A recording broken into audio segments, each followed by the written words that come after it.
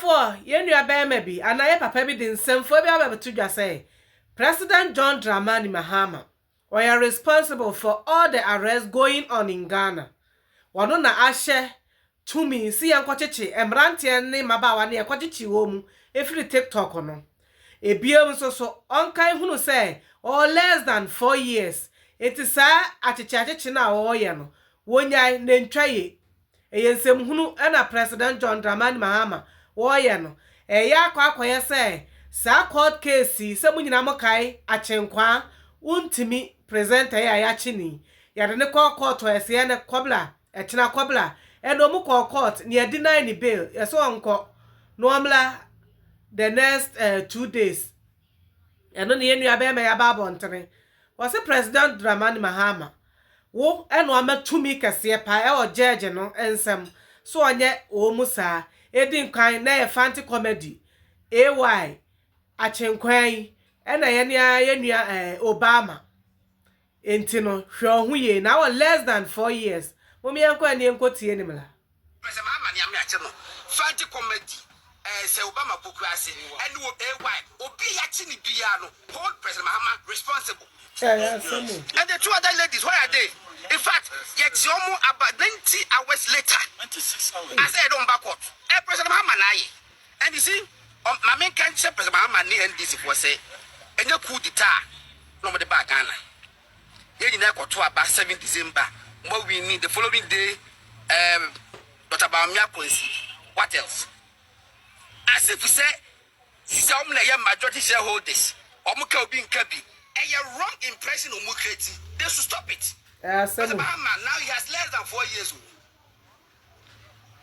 Don't forget to say before a bad president 25 years ago.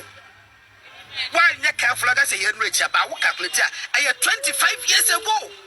I could find a bad president 8 years ago in a dream. Mahama, one position 8 years, was back.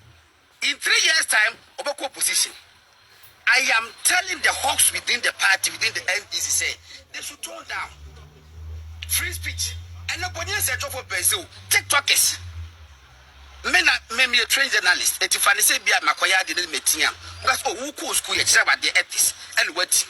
But TikTokers and one are training woman.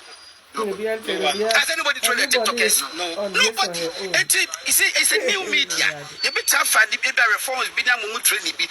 But the president air order. Look, Menoka say won't be radio. Yatum. President Mahama na yatum. Hey. I can say to an authority, one the fresh I'm George. I can say for Munko to be radio. I can't come and say it because we are being asked. Let me want to tell you. Hey. President Mahama na show letter come back for what to say.